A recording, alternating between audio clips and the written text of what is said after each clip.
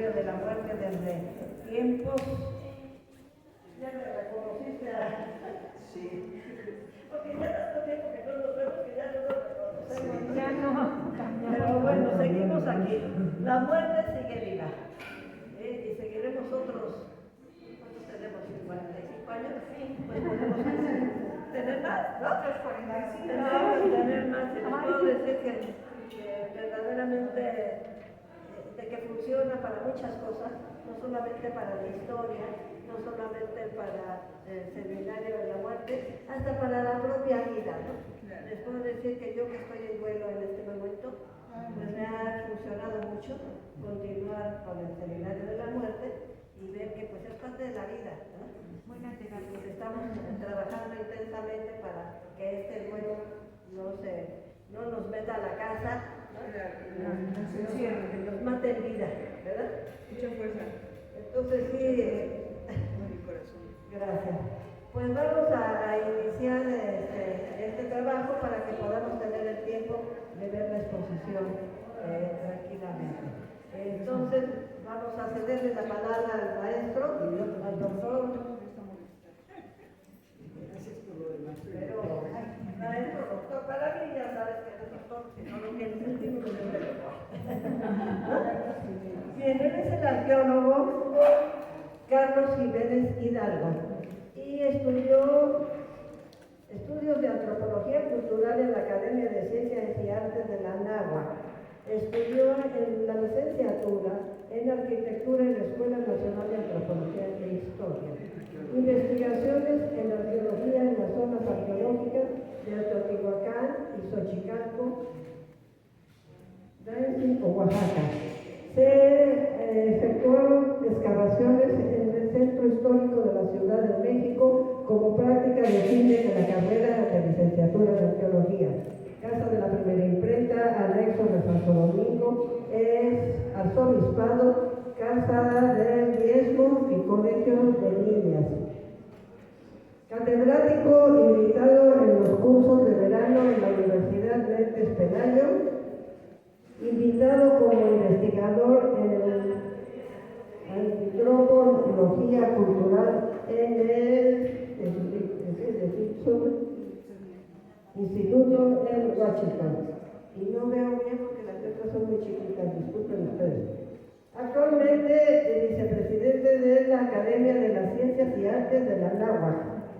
Actualmente realización de actividades en el sistema de producción de televisión, el programa Conciencia Plenaria en la Coordinación de Artes, Ciencias y Cultura. Y para ustedes entonces les cedemos la palabra y la recibimos con un fuerte aplauso.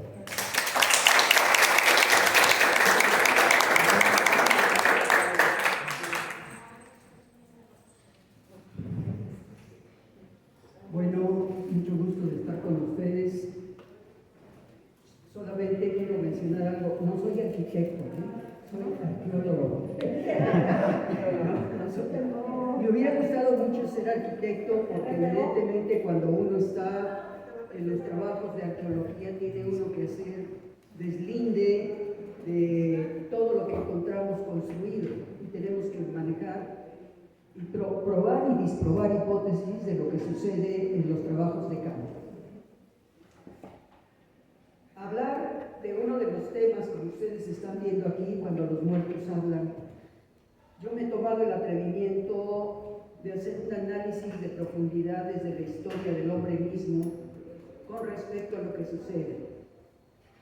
Al estar haciendo trabajos de investigación en algunos lugares y sobre todo buscando libros que nos aporten las nuevas ventajas de la arqueología y la antropología en el mundo, nos dan respuesta a ello. Yo me he tomado el atrevimiento de iniciar esto cuando los muertos hablan y sobre todo es increíble la propuesta que voy a hacer porque evidentemente todos los arqueólogos del mundo y no solamente los arqueólogos sino también los analistas iniciático-esotéricos y también los azotéricos que en un momento determinado empiezan a hacer propuestas pero no pueden probar algunos de esos elementos.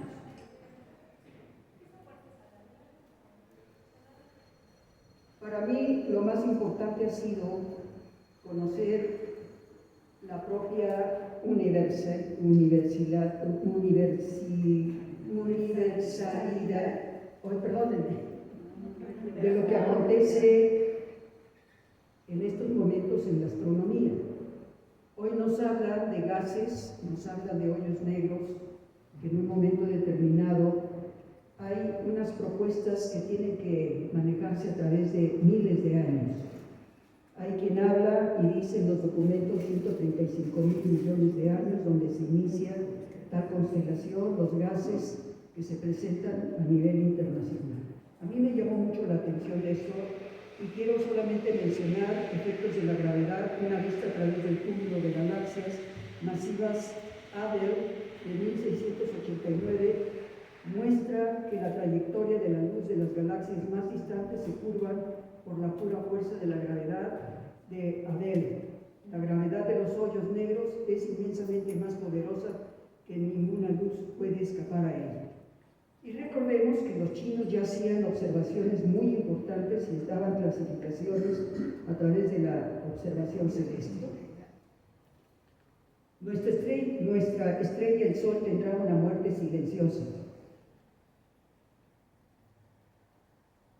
Aquí el primer elemento que presento es precisamente la parte egipcia que nos ha dejado un cúmulo de documentos, sobre todo por las vivencias que se tienen. Y hay algunos códices como los documentos acerca de la muerte en Egipto y nos presentan toda una serie de elementos que desde el mundo griego nos dan una información de ello. Nuestra estrella, el Sol, tendrá una muerte silenciosa. No se preocupen, hasta dentro de 10.000 o 15.000 años va a fallecer el Sol. Comparada con otras estrellas, tiene una masa promedio una vez que consuma todos sus combustibles de hidrógeno, dentro de unos 5.000 millones de años. Bueno, yo me quedé corta.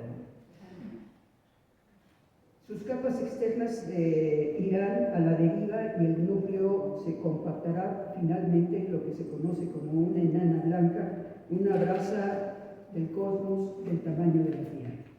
Lo primero que tenemos aquí es precisamente parte de los elementos que se utilizan en Egipto o se utilizaron en Egipto. Quiero mencionar algo que me parece interesante y propongo a la mesa de trabajo, que necesitaríamos también hablar de la cinematografía y de artículos que se han hecho a través de grandes instituciones. Yo consideré pertinente, de acuerdo a la invitación que se me hizo, traerles a ustedes solamente algunas fotografías. No puedo abordar todo desde un punto de vista técnico porque solamente hablar de los hoyos negros nos llevaría 3 o 4 sesiones. Pero aquí lo interesante es que estamos viendo precisamente al sacerdote que es el conductor de la muerte, el Pedro Anubis, que en un momento determinado es el que va a ayudar al pasaporte del alma o del espíritu que haya por parte del mundo. Vemos un elemento donde se está preparando al faraón o al personaje para que se le haga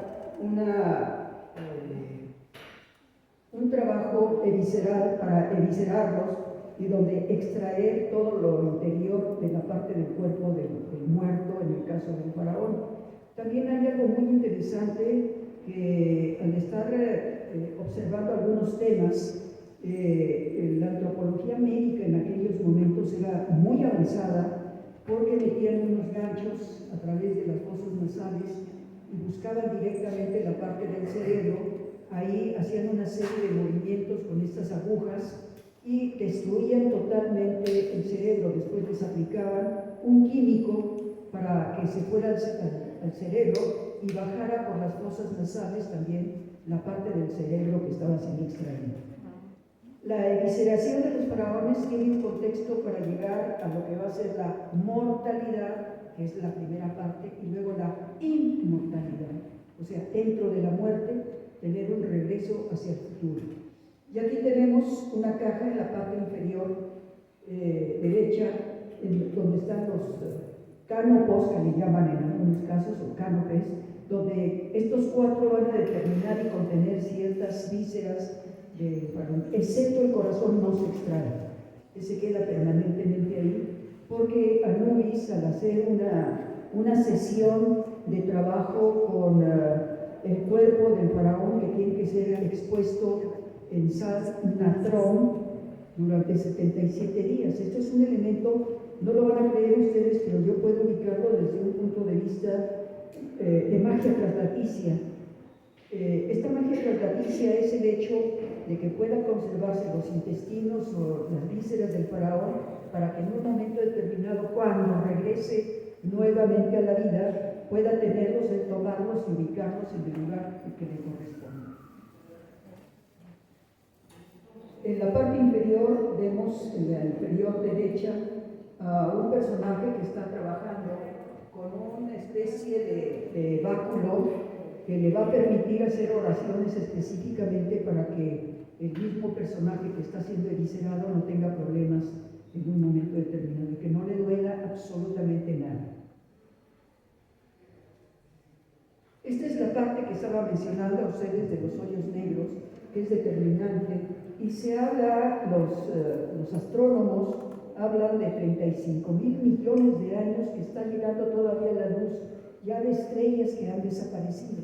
Por lo tanto, hay una especie de radioinformación porque se están recibiendo mensajes permanentemente de algunas constelaciones, de algunas galaxias.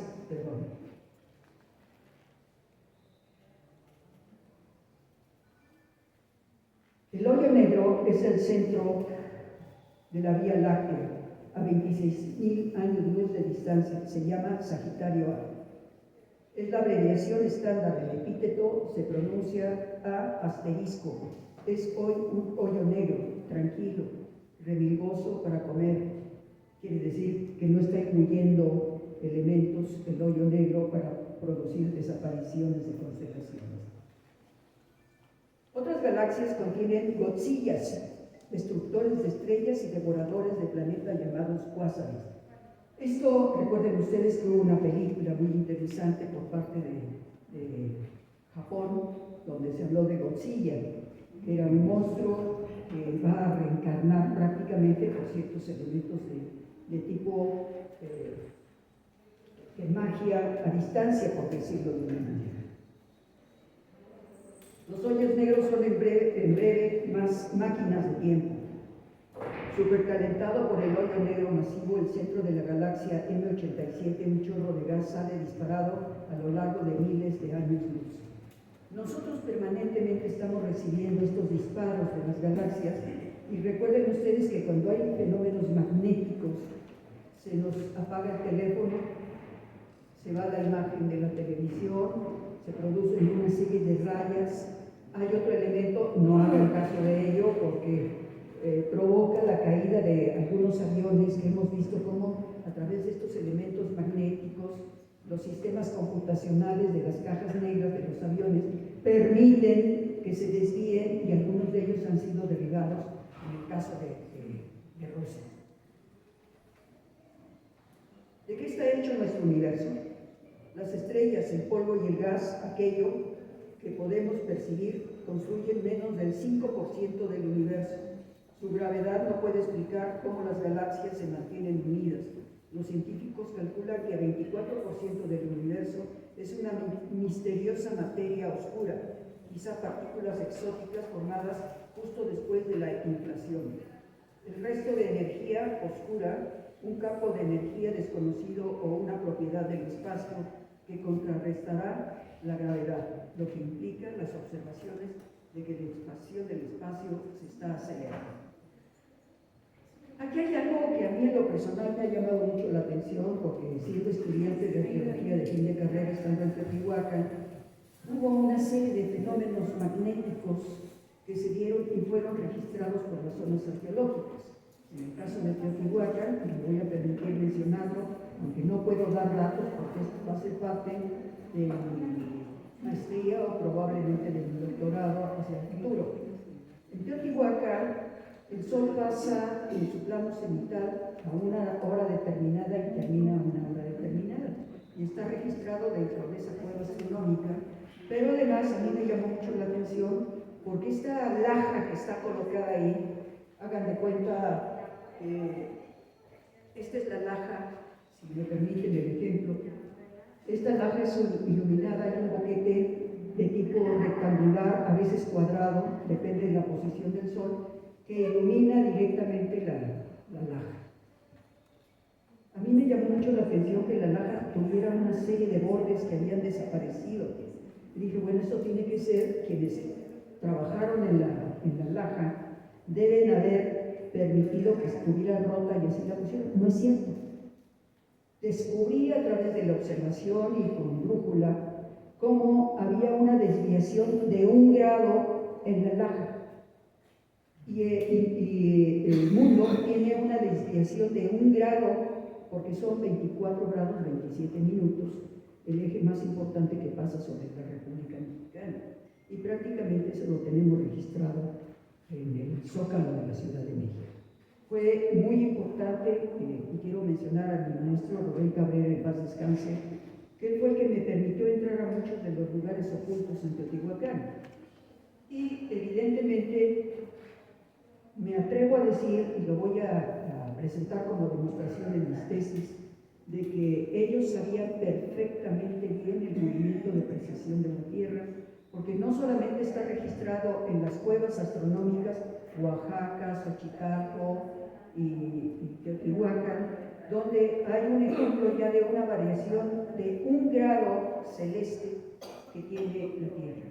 Sobre todo cuando hubo el terremoto aquel muy fuerte de 1987 y algunos otros que se han dado, han mencionado que el eje se ha desviado, ¿no es cierto? De ninguna manera. ¿Por qué? Porque la velocidad de la Tierra variaría y todos nosotros que estamos parados sobre la Tierra saldríamos despedidos de la Tierra a través de este hecho.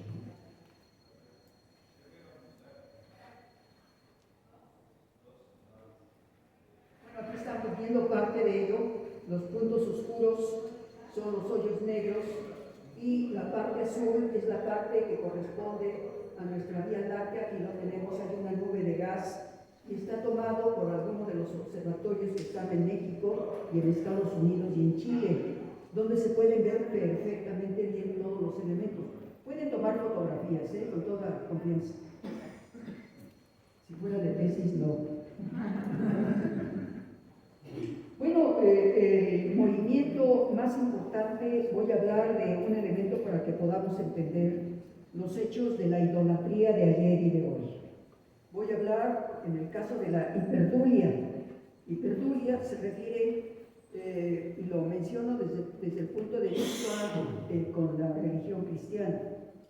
La Virgen del Rocío de nuestra Macarena o de Nuestra Señora de Montserrat, por ejemplo, pero difícilmente que las tres a la vez, siendo como son una misma, pero ojo, su adoración no se puede llamar idolatría.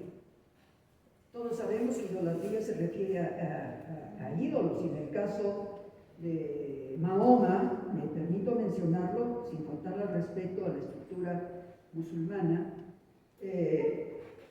Mahoma va a destruir en la primera etapa de Cábala, va a destruir los 350 dioses que están ubicados en ese momento en esa cábala.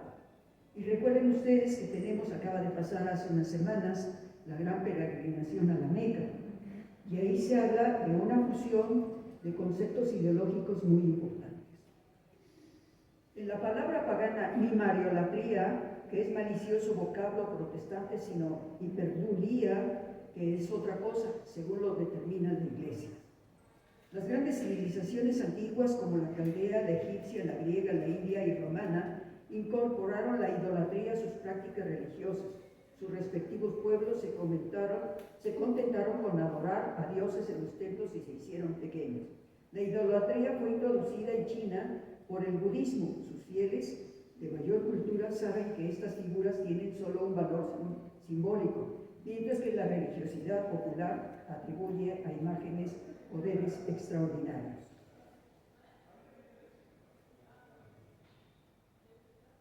Dulia. En los alrededores de los 10.000 personas canonizadas que se ofrecen en la devoción de los cristianos, hay varias imágenes que se llevan la palma del prodigio, los llamados santos intercesores.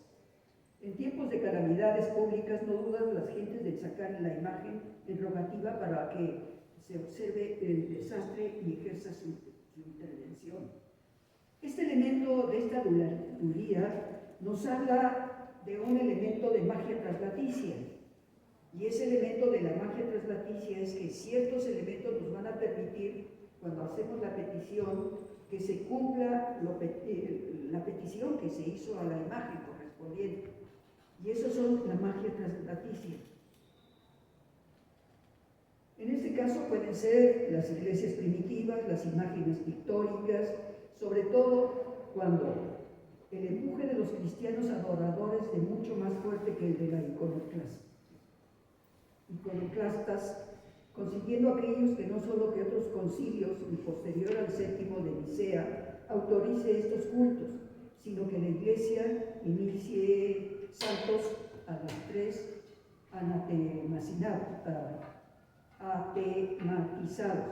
Gracias a esto, doble jugada, hoy se puede adorar en la iglesia las imágenes de Germán, de Constantinopla, de Gregorio de Chipre y San Juan Damasceno.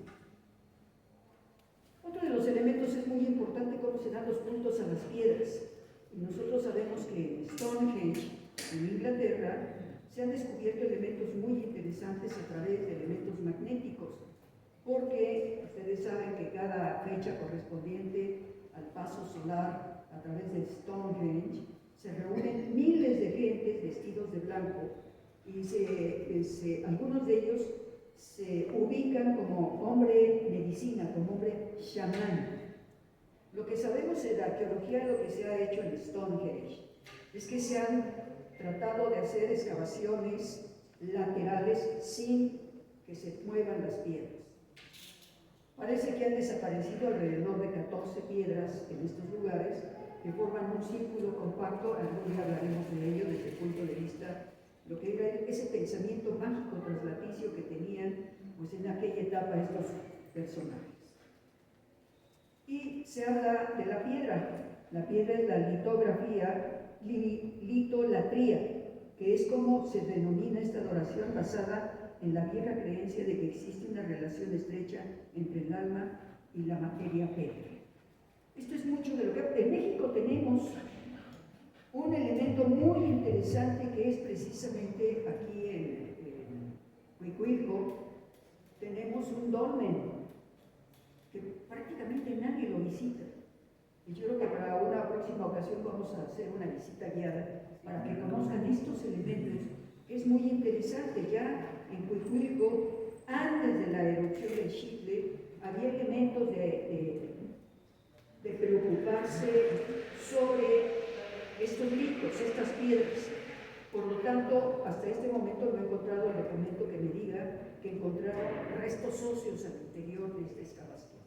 Pero hay elementos interesantes porque hoy podemos constatar que los elementos de algunas construcciones coloniales, los frailes, arquitectos e ingenieros que vinieron a México, empezaron a trabajar de acuerdo al sistema arquitectónico europeo y empezaron a utilizar material muy pesado. Por eso la catedral se les cayó 2 veces en su momento. Y esto está determinando que ahora uno de los compañeros de mi generación sea el jefe de excavación y lleva al centro histórico. Por lo tanto, él ha hecho bajo la catedral una serie de excavaciones donde se han encontrado elementos sumamente interesantes, pero no me voy a detener. Pero en Huicuilco sí tenemos elementos sumamente interesantes. La diáspora que se dio en el momento de la erupción del volcán Xitle, que significa ombligo, no hizo la erupción total, ahorita lo voy a explicar con unas fotografías. No hizo la erupción como todos los volcanes, que es hacia arriba, sino que Xitle es el ombligo porque la erupción fue al centro del volcán y eso fue lo que permitió lo que ahora es la ciudad universitaria. Pero además hay una serie de excavaciones muy interesantes, porque ustedes saben que con el Chapopoctli se han hecho renovación de las calles, no solamente en la Ciudad de México, en muchos estados de la República.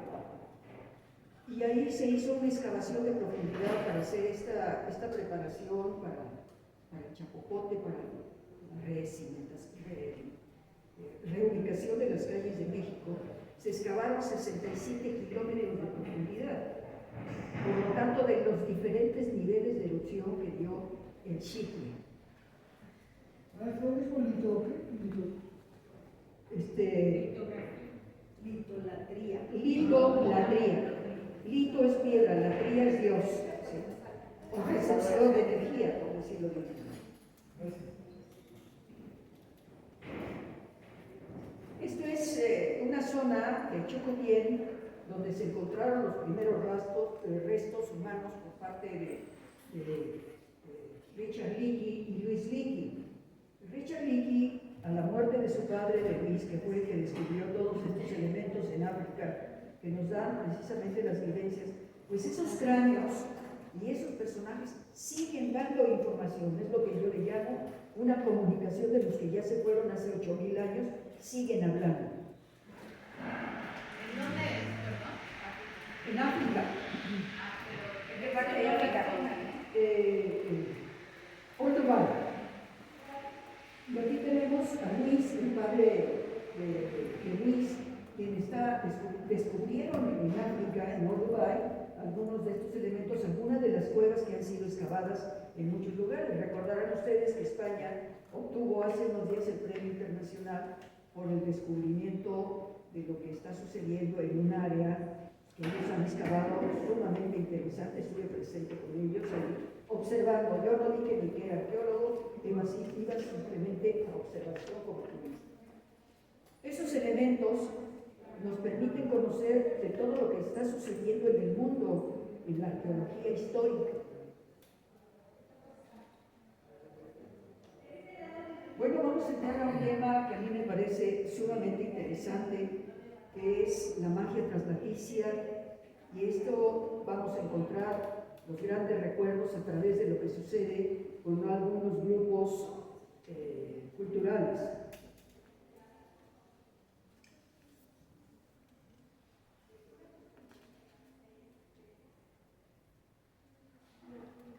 Es interesante porque esto es el Canadá. Y en el Canadá se hacen ceremonias muy especiales. Aquí ustedes pueden ver en el ángulo superior izquierdo a un jefe de tribu que tiene ese poder traslaticio, que es la cornamenta de venado. ¿Por qué? Porque ellos de una manera simbólica saben que tienen que pedir permiso para matar un animal, le hablan a su espíritu, le hablan a su alma, y ya para poderlo ingerir también piden permiso, pero además piden permiso para ponerse cada uno de los elementos, y aquí los tenemos en esta magia traslaticia. Y luego vemos a la derecha una canoa del Canadá, y este es el inicio de las ceremonias potlatch. Potlatch es un regalo que se le da como lo que sucede en Oaxaca del viernes tradicional que se hace en Oaxaca. Es exactamente lo mismo, los regalos que se dan. Entonces este potlatch van los grupos tribales de las comunidades a realizar sus trabajos. En el ángulo inferior izquierdo tenemos algunos grupos de ellos con máscaras de los mismos tótem que ellos manejan. Esos tótem tienen los espíritus de los antepasados, pero tienen los espíritus de los animales del bosque. Y aquí lo tenemos con cada uno de ellos que tiene máscaras, que tiene imágenes de pertenecer a determinado grupo tribal, si son los cuervos, si son los osos, si son los bacalao, si son los águila. Cada uno de ellos tiene un clan al cual se debe su estructura. Y por último, tenemos otro más, que es este ángulo derecho, donde está la muerte, están los cráneos de la derecha de antepasados, y es un lugar donde no se permite la entrada de algún extranjero, porque pueden llevarse el espíritu de cada uno de los que están ahí. O sea, estos muertos siguen viviendo, porque se manifiestan constantemente.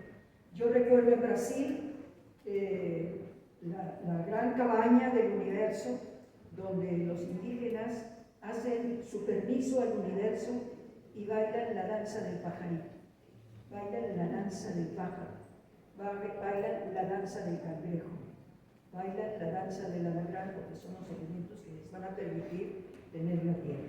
En otro momento voy a invitar a algunos compañeros y algunas compañeras para que hagan estas danzas tradicionales de lo que sucede con los grupos tribales, de los que hay todavía en México. Yo les recomendaría que se dieran una escapadita los sábados y los domingos para que vean el número de chamanes que hay en el Zócalo, cómo hacen sus trabajos de limpia, que es una magia traslaticia. Y eso determina porque la gente sale perfectamente limpia. Los cristianos, cuando vamos a la iglesia, también soy cristiano, voy a la imposición de manos por parte del sacerdote. Y en una ocasión fui a un pueblo del Estado de México y había una fila de más de 300 personas y el sacerdote con las manos en alto. Y yo veía que la gente entraba de una forma y salía de otra, hasta que dije, me voy a formar para ver qué me pasa. Me formé. Y evidentemente cuando llegué, las manos del sacerdote eran una temperatura impresionante. Que después de que yo entré, dije, ahora sí creo lo que pasa, porque no creo que el sacerdote haya sido abracadabra, no, esa es otra cosa. Bueno, este es el proceso. Aquí tenemos en el ángulo superior izquierdo algunos de los tótems y algunos de los grupos tribales pertenecen a un determinado clan, se ponen máscaras de árbol, máscaras de perico, máscaras de águila, y cada uno de ellos va reservando la fuerza y va teniendo la fuerza que la comunidad le otorga a través de estos grupos donde se encuentran. Ahí ven varios de ellos también, hay 3 tótem en cada uno de ellos, donde se ve el tótem, la energía que posee. Eso es verdaderamente extraordinario en el Canadá. Si ustedes quieren ver un tótem de estos, vayan el domingo, sábado y domingo, al Museo de Antropología con los danzantes voladores de papá. Es verdad. Observen los que hacen, cómo se mueven, cómo tocan la tierra, cómo suben, cómo se desplazan bajando las 4 águilas. Es un elemento interesante del poder del siglo indígena. 4 águilas que vuelan, dando 13 vueltas cada uno para completar el ciclo de 52 años. Esto es interesantísimo. El problema es, me permito comentarlo, que yo llegué descubierto, porque precisamente en el mes de enero, febrero, que cambia de invierno a primavera, yo no me acordaba que las esporas de los árboles se desprenden. No llegué más que a sentarme y en 30 segundos me estaba yo desmayando porque las esporas me perjudicaron. Aquí hay una compañera que me salvó la vida prácticamente. Cuando fue con el doctor para decirle, doctor, trabajo en el INAPAM, el doctor nos atiende a todos los catedráticos ahí, y inmediatamente me dijo, tómese esto, inmediatamente para bajar. Gracias a la compañera, sigo vivo. Pero además es muy peligroso lo que está pasando en estos momentos. Ustedes me vieron llegar con cubrebocas. Sí. Úsenlo. En estos momentos hay un problema muy serio que el gobierno, ya no les voy a contar más, pero no se va a destruir. Lo único que puedo decirles es que mi cuñada es médico del secretario de la Defensa. Y entonces no están permitiendo la entrada más que a puros oficiales y soldados del ejército. Cuando hay personas muy graves, sí los admiten. ¿Por qué? Porque ha variado el COVID. Ahora lo están llamando los médicos Frankenstein 1. Entonces, para que ustedes se den cuenta de lo que está sucediendo, y a mí me mandó unas medicinas hace 2 meses para estarlas tomando diariamente, porque ya me acusaron de ser contagiador de COVID. Aquí está precisamente la evolución del hombre y lo vemos en sus diferentes etapas. Evidentemente hasta donde está la antorcha, que es el hombre erectus ya en primer lugar, donde vemos que empieza la agricultura en un formato determinado para la evolución de la humanidad, y luego tenemos el hombre contemporáneo. Nada más que aquí se les olvidó que deberían de haber puesto 5 personajes: el grupo blanco, el grupo negro, los rojos y los amarillos, porque cada uno de ellos estamos Aquí podría decir quiénes pertenecen al grupo amarillo, quiénes pertenecen por la estructura craneal que nos va a determinar el formato de qué influencia tenemos nosotros desde el punto de vista antropología física. Y son puros hombres y faltan mujeres. Ese es el problema que después de 1944, no es cierto, 1945, cuando México interviene en el proyecto internacional sobre la ayuda de la Segunda Guerra Mundial, México hace propuestas del proyecto México, que ahora lo están manejando. Pero ese proyecto México no es el de 1942, porque la estructura de ingenieros, arquitectos y médicos ayudaron a hacer el loop de capacitación para todos los obreros de la hombres y mujeres de la Segunda Guerra Mundial. Bueno, aquí hay algo que a mí me pareció muy interesante. Esto se llama La Cuna de la Religión, que es un documento muy interesante que salió. Dice Nacimiento de la Civilización, por Charles Seban, y fotografías de Vincent Musi. Vuelve a representarse en lo alto de una apartada colina del sur de Turquía. Los actores son catervas de turistas, en su mayoría turcos, con algunos europeos hacinados en autobuses que suben hasta la cresta de la Trompicones por un camino sinuoso al mar pavimentado. Esto es una época de la edificación de la parte de la raza humana que vivía en pequeñas bandas nómadas que subsistían recogiendo plantas y cazando animales salvajes. ¿No? No oigo. Es Gobekli Tepe. Sí. Aquí vemos la construcción más importante, que es la que tenemos a la izquierda, en donde está el desarrollo de ese templo que dicen los arqueólogos cuando excavaron esto, que tenía techos especialmente y debe haber tenido algunas cavidades o algunas ranuras en la parte superior en donde entraba un elemento lumínico. Probablemente esta primera etapa de esta creación de este Dios, el primer Dios del universo, por decirlo de una manera, es el hecho de la luz que entraba a la cueva y daba puntos muy específicos. Hoy todavía las kivas en el sur de Estados Unidos, con los grupos indígenas, Lakota, Shoshones, pies negros, ellos hacen una ceremonia en una kiva. Esa kiva quiere decir que tienen que entrar por una perforación del techo y antes de entrar a la kiva tienen que salir a cazar víboras de cascabel para depositarlas en la ubicación. Y después el pueblo en la etapa de iniciación entra para convivir 7 días con las serpientes. Es impresionante saber que nunca ha existido un muerto dentro de la cueva. Después terminan y cada uno de ellos lleva sus bolsas, mete las serpientes y las va a dejar a donde la vean. Este es un fenómeno de poder traslaticio. Y me voy a referir un poco a lo chino, el gran dragón, y en México, Quetzalcóatl, que también tiene el elemento de dragón, pero se maneja desde el punto de vista filosófico prehispánico. Otro de los elementos también muy importantes, aunque se habla de este elemento de la religión en el mundo, los manuscritos del Mar Muerto, en Qumran y Nag Hammadi. Para mí lo más importante va a ser el hecho, quise presentar primero este hecho, porque hace unos días hubo una discusión a través de una de estas imágenes, sobre todo la imagen del lado izquierdo, donde alguien en una revista y en un libro pusieron la fotografía a la inversa. La lanza entra del lado derecho, no del lado izquierdo.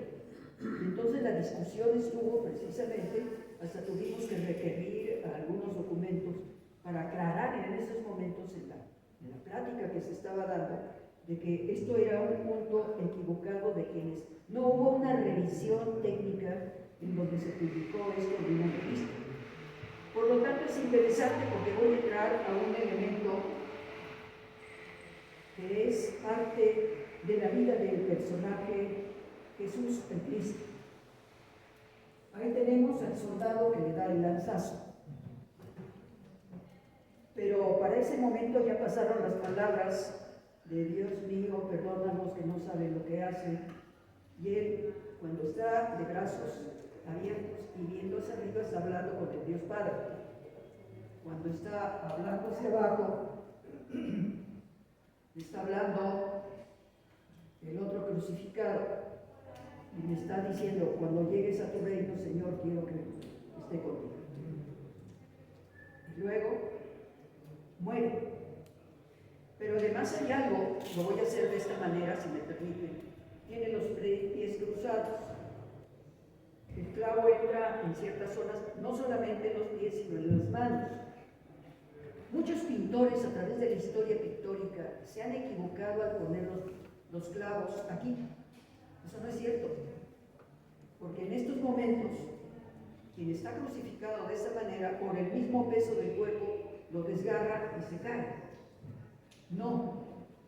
Lo que se dice también es que había, a la hora de Cristo, tenía un vástago para sentarlo.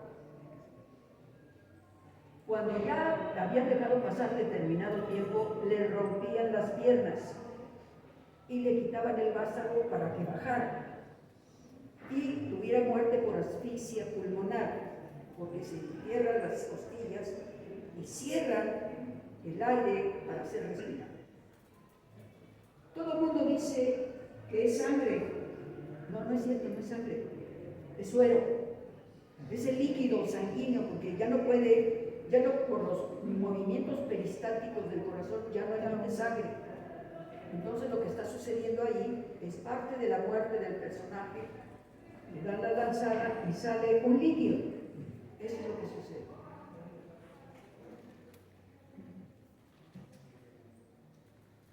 Bueno, aquí entramos a los rollos del Mar Muerto. Es quizá uno de los temas más interesantes, porque hoy los que estuvieron en el concilio de Nicea siguen hablando a través de cada uno de los documentos.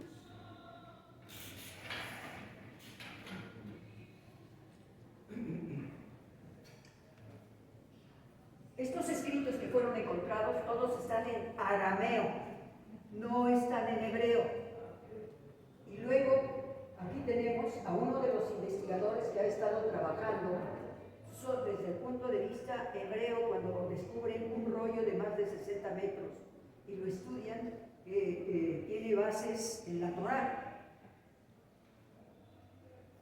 Esta es la cueva número 4 de Qumran y Nag Hammadi, que están donde se han encontrado los rollos. Aquí hubo un sacerdote en esta parte, aquí está la parte, él descubre lo que llama el escritorium, donde supuestamente se escribieron esos rollos en una etapa determinada por el año probablemente 300 de la era cristiana. ¿Por qué? Porque hacen una recopilación. Recuerden ustedes que Constantino, la madre de Constantino, cita a un grupo de aquellos sabios de época que tienen todas las versiones que se han escrito. No lo hicieron los apóstoles. Los apóstoles eran ágrafos. Solamente han aparecido 4 evangelios. Eso es muy interesante.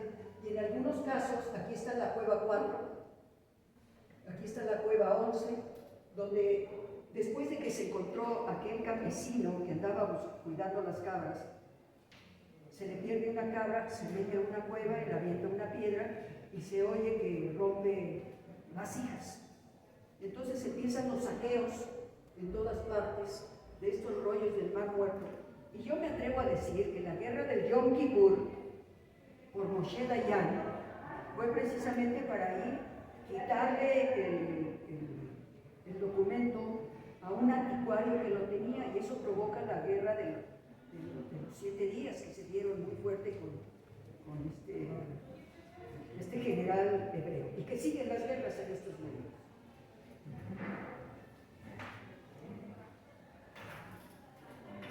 Se habla mucho de que en esta reunión de los esenios, hay algunos que les llaman los esenios, que es donde se habla de que Jesús el Cristo desaparece una temporada y él va a vivir con los esenios. Hay un documento que a mí me parece muy interesante, que ustedes deben de buscarlo, que se llama Bueno, cuéntame.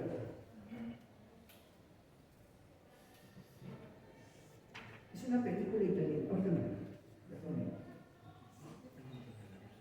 Lo interesante de esto que cuando se hace la destrucción en Qumran, y sobre todo cuando se hacen las excavaciones, también aparecen otros elementos muy interesantes que hizo el padre Debo, que fue el que escribió y encontró el escritorium. Ahí se dice que los esenios son los que hicieron todos los documentos de Qumran, y sobre todo cuando en un momento determinado tiene una guerra y persiguen precisamente a los hebreos que se refugian allí perdón, estoy buscando el nombre. Hay dos de ellos, el padre de Bo y Harding, son los excavadores y hacen una serie de estudios muy interesantes, pero para mí que el padre de Bo solamente hace propuestas por hipótesis, no comprueba. Todo el mundo que presenta un proyecto de trabajo debe de presentar su hipótesis y también sus discusiones contra las hipótesis que se presentan. Sobre todo los rollos del Mar Muerto han causado, tanto en las escuelas de Israel como en Nueva York y Washington, todos aquellos especialistas en la Torá, hay discusiones hasta para el tipo de escritura que se tiene con el alfabeto.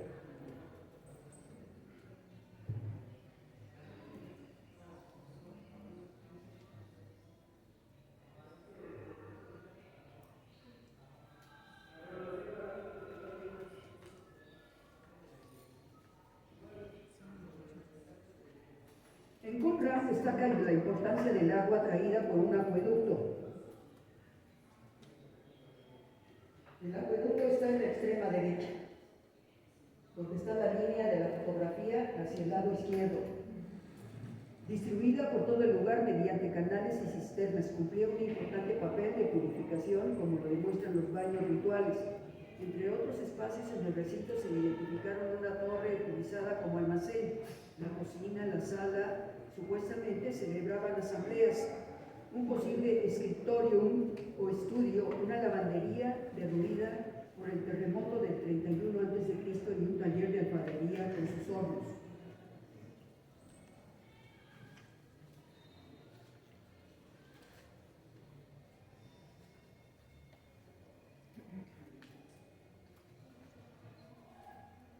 Se descubrió en Chile, durante las etapas de los fenómenos del niño y la niña, quizá la niña es la más traviesa porque produjo que en una zona de Chile se encontraran una serie de momias que estamos viendo en estos momentos, aquí abajo, de los tres elementos que están abajo, y sobre todo tenemos a Carlos III, que después lo vamos a ubicar en otro contexto, y está el rey Luis XVI, que es llevado aquí a la guillotina.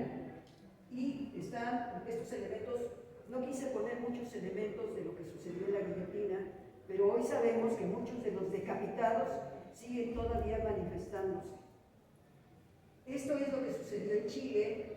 Moría una persona, prácticamente le quitaban todo el elemento cárnico, le quitaban el rostro, le ponían una máscara y lo sepultaban a una profundidad de 50 centímetros cerca de la orilla del mar. Durante muchos años no hubo problemas con ellos, sino recientemente, en 1935-39, empezaron a hacer recorridos y empezaron a descubrir que muchas de estas momias estaban enterradas ahí. Se habla de que tienen una edad de 7.000, 8.000 años en Chile, un poco más antiguas que las egipcias. Otro de los elementos interesantes debe haber sido esta mujer extraordinariamente bella, la dama de Elche, y sobre todo cuando se descubrió, todos los arqueólogos se quedaron impresionados. Yo me quedé muy impresionado cuando fui al museo a ver la dama de Elche, y no solamente eso, sino otras imágenes de otros personajes. La intención del fuego es determinar. Muchos tuvieron que acercarse al rayo sobre todo los griegos, que tenían una deidad muy importante con respecto a él. Y vemos a los primeros, aquí tenemos a los primeros cazadores, recolectores que están encendiendo el fuego, pero lo más interesante es que todavía hay algunas islas en el mundo que todavía existen, que existe este tipo de personas y bueno, pues llegamos a Pompeya. Aquí ustedes pueden ver, quiero decirles, les traje un regalo a todos ustedes, porque les traje todo lo que estoy hablando, mandé sacar fotocopias para darles a cada uno de ustedes estos Aquí tenemos la erupción de Pompeya. Este es Herculano, recuerden ustedes que fueron dos etapas muy importantes. Aquí está Herculano, que prácticamente no sucedió lo mismo que en Pompeya. En Pompeya la erupción fue verdaderamente impresionante porque lo sorprendió hasta en un trabajo en el circo romano. Hay historias, pero lo más interesante me gustaría que en algún momento, proponiéndole a la compañera, que hiciéramos un ciclo de cine sobre estos fenómenos de los que estoy hablando. ¿Qué fue lo que sucedió? ¿Qué fue lo que sucedió en Pompeya? El volcán nos sorprendió. En menos de 10 minutos había desaparecido Pompeya.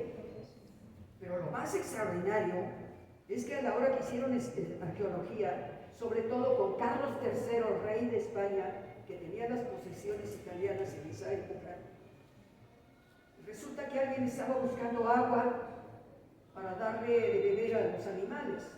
Y resulta que encontraron una calle y empezaron a caminar dentro de Pompeya y entonces lo supieron en España, Carlos III, y ordenó que se hiciera un trabajo de investigación sobre él.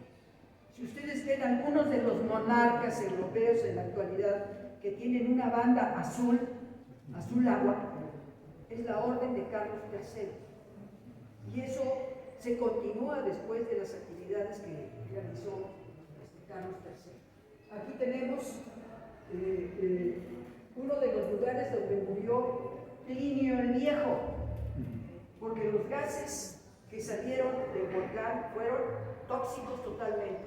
Prácticamente Plinio el Joven fue a rescatarlo, ya lo llevó muerto, pero él empezó a hacer anotaciones de todo lo que sucedía. Entonces hay dos informaciones, la información de Plinio el Viejo y Plinio el Joven. Yo creo que hay elementos sumamente interesantes que se siguen comprobando, porque verdaderamente fue muy fuerte estos elementos que tenemos aquí. Aquí están los niveles de agua que tenían para cada uno de ellos. Vemos las creaciones totalmente de ruteol, las poblaciones que también fueron cubiertas con piedra pómex en su momento.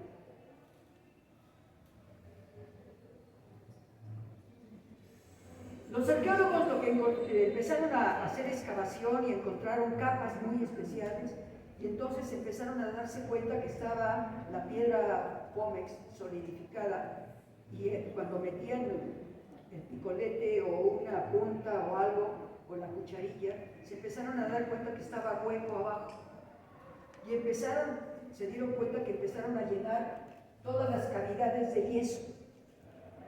Esto es lo que quedó de aquellos que fueron prácticamente desaparecidos por la temperatura del volcán que estaba dando. Algunos de ellos, vean ustedes qué posiciones encontraron. Hay un documento muy interesante de dos cuerpos, uno de ellos que estaban haciendo el amor y los agarró el momento claro. Claro que murieron, mis 50 se dieron. Y entonces también otros que se estaban besando, que es parte de una película que se llama Los últimos días de Pompeya. Es una historia de unos personajes que vivieron ese momento. Pero era como agua para chocolate. Murieron incendiados.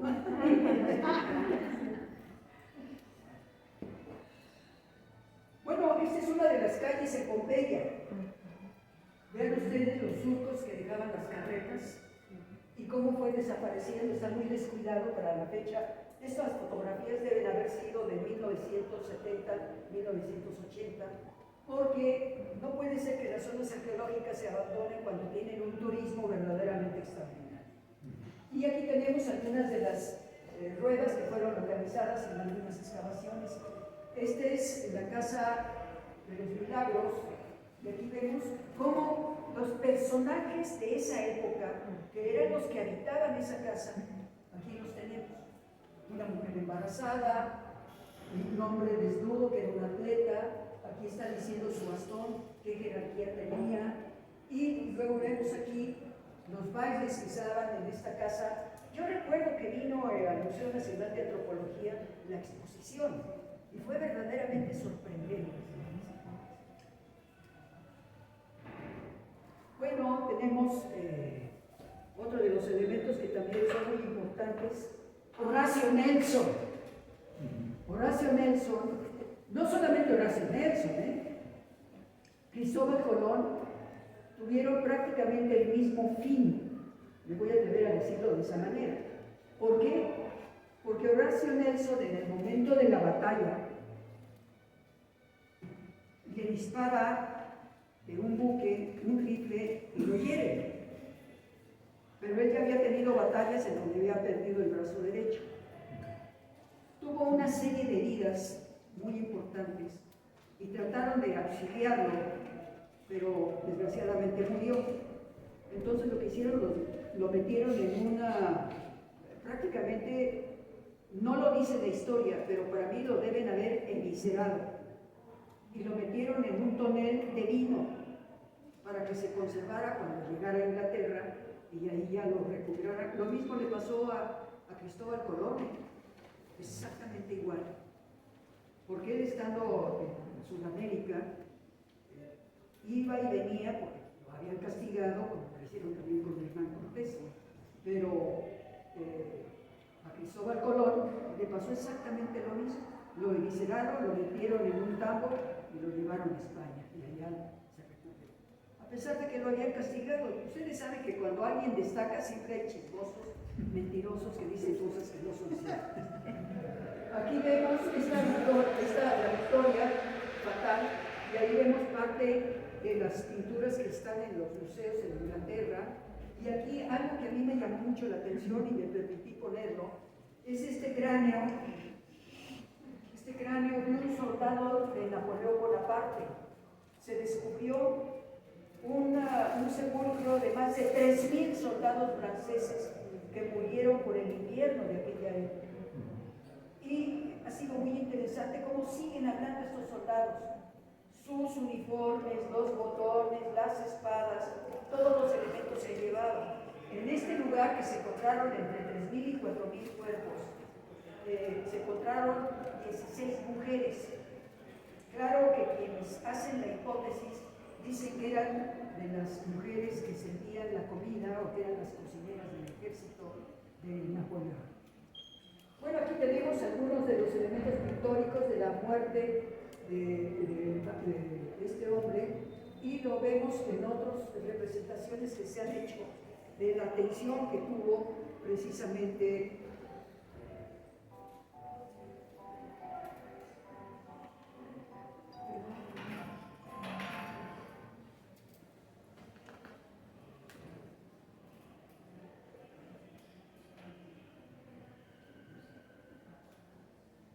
aquí vemos un féretro de la última etapa de Cleopatra.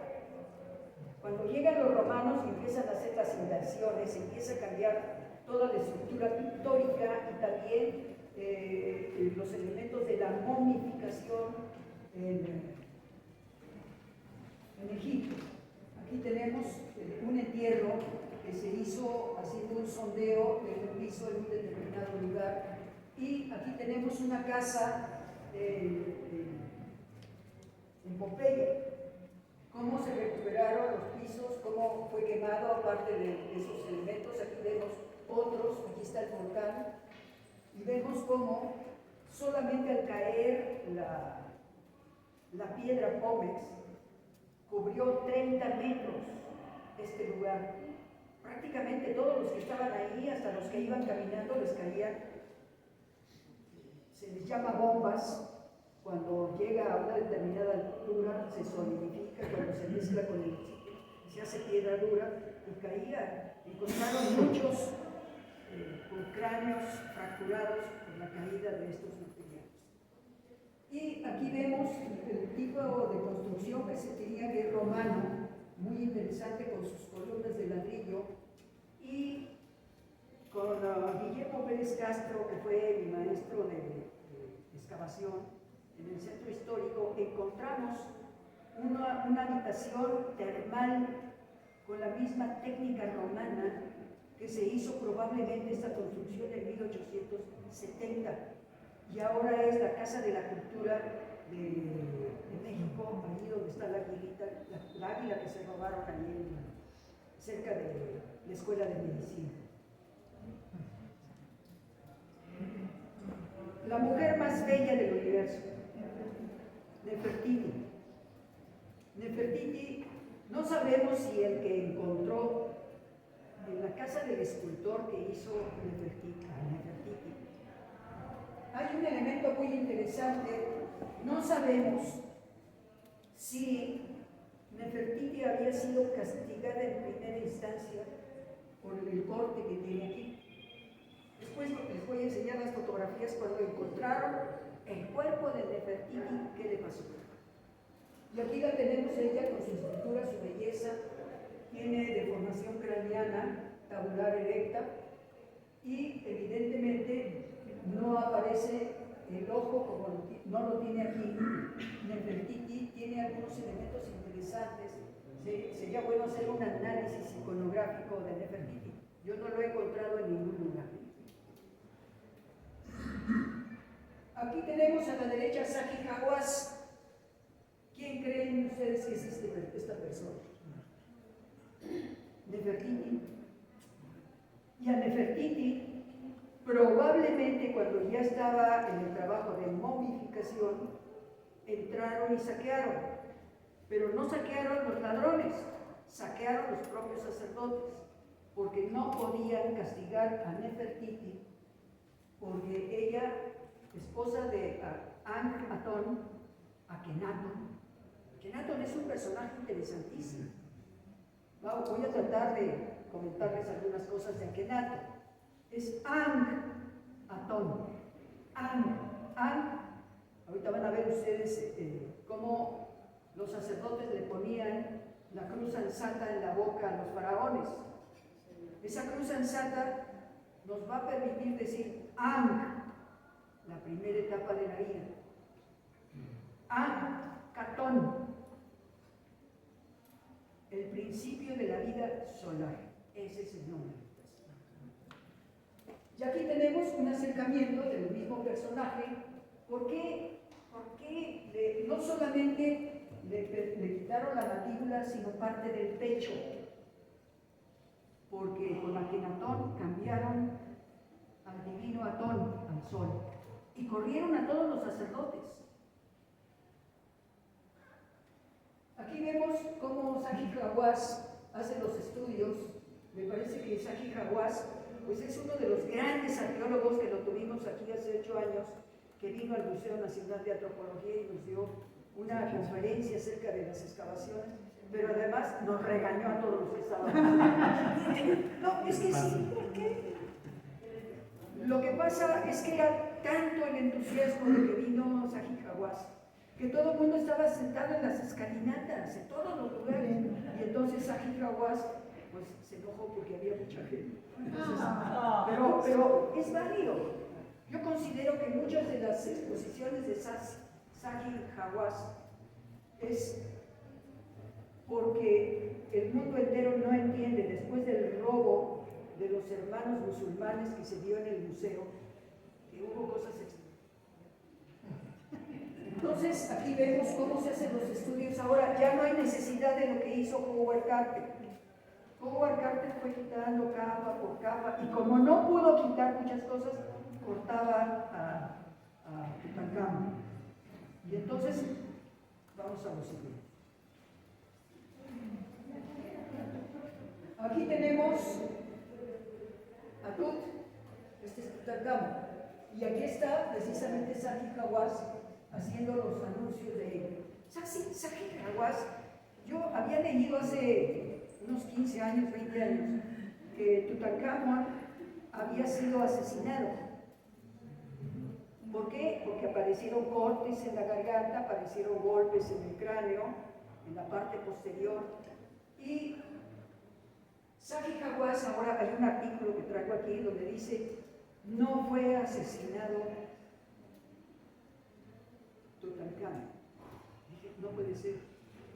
Y aquí vemos el cráneo que tiene golpes.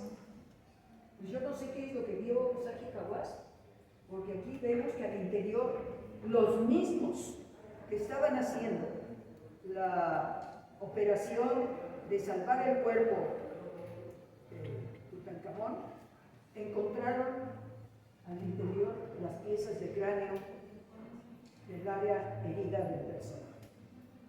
Y luego vemos aquí el hecho de que hicieron una abertura, probablemente una herida que le dieron exactamente la primera vértebra de Tutankamón. Y vemos aquí otros elementos, la deformación craneana que tenía el personaje y sobre todo los símbolos de cada uno de ellos. Aquí tenemos el momento del juicio, donde se va a pesar las acciones, vemos los elementos que se tiene ante una de las principales deidades, en donde vemos aquí al perro Dios, que es el que va a medir la posición, el peso de las acciones buenas y malas que se tenían.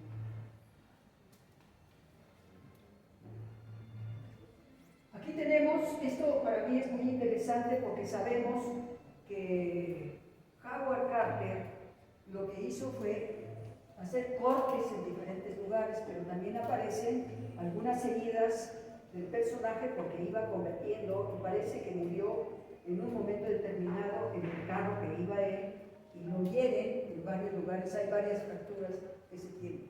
Y entonces aquí se ve lo que una de las fracturas que tuvo, supuestamente, entre comillas, a la hora que fue herido en el carro. Pero también se puede hablar, no lo sé, no puedo decirlo, pero sí podemos distinguir en la antropología física cuando una herida tiene años y cuando una herida es reciente, o sea, un golpe que se le da a la parte. Y además podemos saber cuando entran las tuzas y empiezan a roer los restos óseos en las excavaciones. Aquí tenemos a su esposa que le está untando un aceite y vemos estos elementos solares, que vemos manos y vemos también la luz alzada que tiene cada uno de ellos. Entonces es muy, muy interesante. Aquí está Kenatón, Anatón, está recibiendo los rayos divinos del sol que está haciendo en su oración. Pero no nos vamos a fijar en eso, vamos a ver el cuerpo de Akenatón. Vean sus piernas, sus brazos, su cara. Platicando en una ocasión con una doctora, le dije, ¿qué piensas de eso? Es un longilineo. ¿Por qué es longilineo? Tiene piernas largas, cuerpo delgado, manos amplias, largas. Por lo tanto, yo no he encontrado, no sé si ustedes han encontrado algún documento que haga un análisis de la iconografía de Akenatón. Y este es un llamado a los que hacen análisis histórico de pinturas, de figuras, porque esto es interesante. Va la primera. Estas piernas son de hipopótamo. Si nosotros vemos la religión que marca, o sea, la zoolatría, zoo animal, latría dioses, eso era todo lo que se manejaba en Egipto. Zoolatría. Recuerden la conferencia pasada del compañero que habló sobre momificación de animales, todo eso era zoolatría. Segundo, la parte de las piernas es el iris. Les traje algo para que ustedes lo vayan viendo. Desgraciadamente no pude mandar sacar toda la cronología egipcia. A ver cómo le hacemos para que después se nos entregue. bajo vientre del personaje parece, y la cadera parece muy femenina. Muchos de los investigadores dicen, no, Akenatón era andrógino.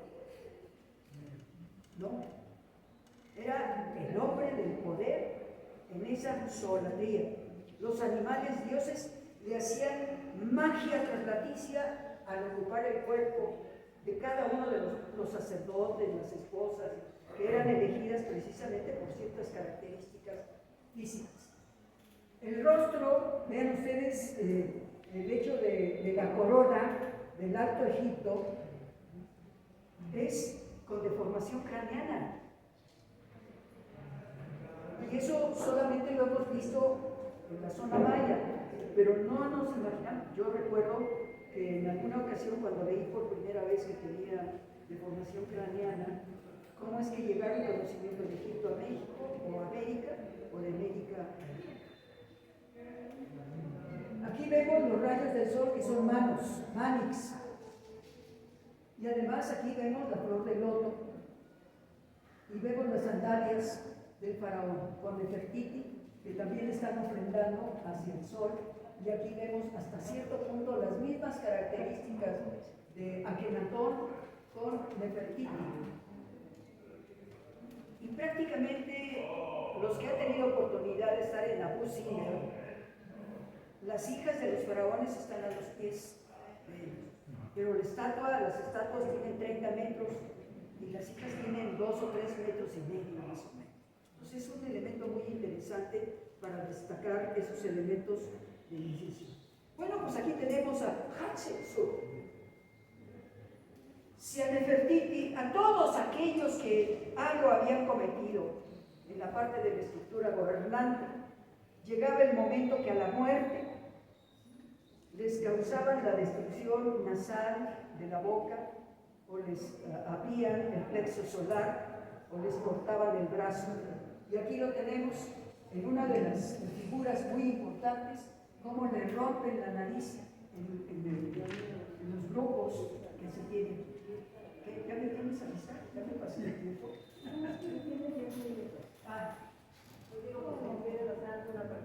Sí. Bueno, aquí vemos a Hatshepsut cuando estaba recibiendo a los grupos del formato con su mesme. Y luego tenemos aquí la construcción del sepulcro de Hatshepsut. Y posteriormente, casi todas las figuras, porque además hubo algo de protección en donde estaba el lugar donde era dominado por Hatshepsut.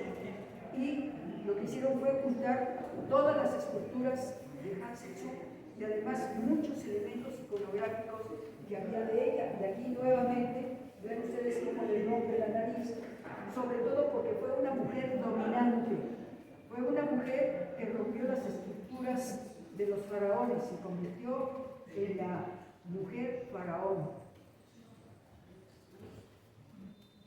Bueno, pues aquí tenemos a Hatshepsut, aquí tenemos en primer lugar a la nodriza. A mí me causó una impresión verdaderamente interesante, porque la nodriza de Hatshepsut se sonríe en la muerte. ¿Verdad? Me parece que hasta se está riendo de los demás. Y así debe haber sido.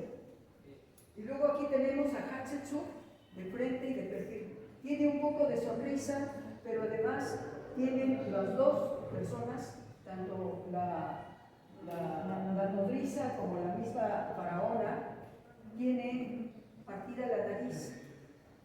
¿Por qué? Recuerden ustedes que le meten unas agujas para disolver el cerebro.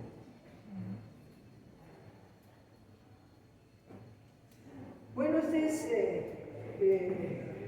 la duquesa Chi. Aquí la vemos en un trabajo que se hizo en 1977. Fue extraordinario el trabajo. Bajaron cerca de 40 metros y a la hora que destaparon el sepulcro de la mujer, la tocaron y parecía que había sido enterrada el día anterior. Tiene 8 siglos. Y fue verdadero, no he leído nada que hayan hecho un estudio, que fue el químico que le ubicaron para conservarla en esa forma. Aquí lo tenemos ya después de de los ataúdes de personajes en China. Y bueno, pues entramos ya a la última parte, que es precisamente las mujeres que hacen pócimas mágicas, pero también las envenenadoras que se han dado mucho en la historia. Y aquí tenemos de Goya, si me permiten nombrarlo tal y como está, dice que estas son las ceremonias sabáticas que recopiló Goya, y esta es la ceremonia del gran cabrón, o sea, la gran cabra. Así es que ya saben, cuando le digan a alguien,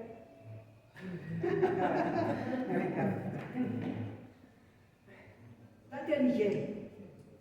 Para mí Dante Alighieri nos habla en su Divina Comedia de lo que es precisamente todas las etapas del estado que tiene que pasar el espíritu. Déjenme buscarlo bueno, luego se los veo, ya me acuerdo. Aquí vemos parte de los escritos en letra gótica, sobre todo de lo que escribió él. Aquí tenemos, esta fue la esposa de este mariscal que murió en la batalla, ella es la bisnieta de Napoleón, que escribió en un momento determinado y tiene una condecoración aquí, que es la condecoración de la Orden de Malta.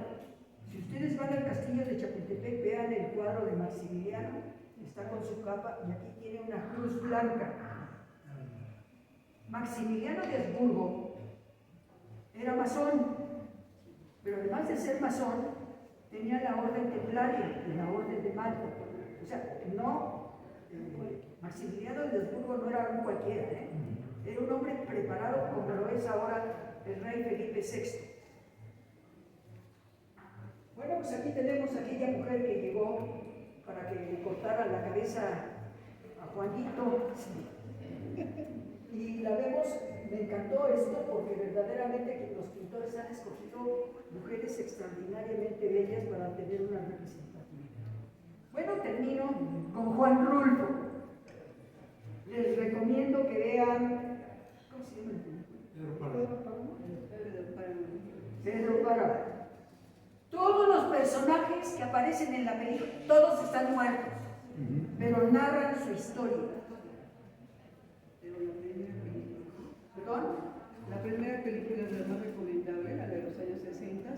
Sí. Sí, porque las otras... No. El mejor trabajo de Pedro Páramo es que hemos tenido sesiones cinematográficas y hubo personas que dijeron, no le entendí nada. Nada. Como si yo era un adolescente. ¿Qué pasó con el sacerdote que va a darle una extramaunción a una persona que era su madre? Pero hay un tiempo latente ahí. Entra a la casa, cuando él llega, se abre la puerta, entra puras telarañas. Cuando llega a la recámara de la madre, le habla a la mamá que está postrada en la cama, saca su libro y le da la bendición. Se le olvida el libro, sale y va a la calle y le dice, ¿cómo entró? Yo tengo la llave. No, la puerta estaba abierta, no puede ser. ¿Sabe qué? Dejé mi libro. Y el libro estaba lleno de polvo. O sea, esa es la actitud de tiempo. Lo vivimos todos los días. Esta es la página de Pedro Páramo. Una está corregida. Desgraciadamente no se las pude sacar, pero les prometo que para la próxima se las voy a tener. Entonces aquí está con la escrito a máquina de Juan Rulfo y las correcciones que se hicieron para hacer la película del personaje. Estas son las publicaciones que se han hecho en todo el mundo de Juan Rulfo. Y tenemos en chino, en alemán, en italiano, en portugués. Aquí está la de México, Pedro Páramo. Y hay muchas otras, son alrededor de 50. Acaban de salir, les recomiendo recomiendo el periódico La Jornada los domingos, porque salen todos estos elementos de la cultura literaria de México. Aquí tenemos a Juan Rodolfo Niño, cuando estudió en la primaria. Aquí tenemos a este señor que fue embajador de John Gavin. ¿Perdón? John Gavin.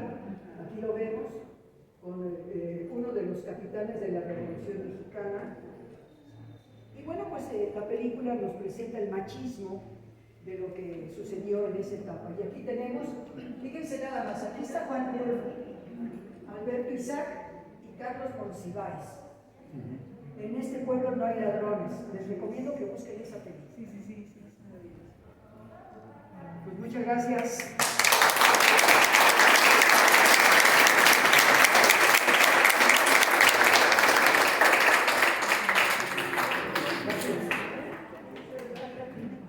Como siempre, muy interesante. Y una vista totalmente diferente, porque trajo el compañero de Quito, siempre hay muchas cosas que aprender dentro de Ojalá y fuera Quito. Bueno, pues tenemos la visita, entonces tenemos que prepararnos para ella y nos reunimos luego, Taini. ¿Dónde nos reunimos? No se muevan, por favor. No se muevan. Aprovecho para agradecer a todo el personal del museo y por supuesto a la directora, que se parezca Alejandro Utrilla, que nos ofrece siempre sus instalaciones con todo respeto y cariño. Agradecemos a todos y cada uno de los que asistieron a esta plática. Les decimos que no se olviden que el tercer martes de cada mes hay plática y bueno, tendremos la próxima, no tengo el título, pero sí vamos a tener a esta persona que trabaja mucho con el Panteón de San Fernando y los puertos que están en San Fernando, entonces seguramente nos va a hablar de alguno de ellos y ya saben que son una magnífica.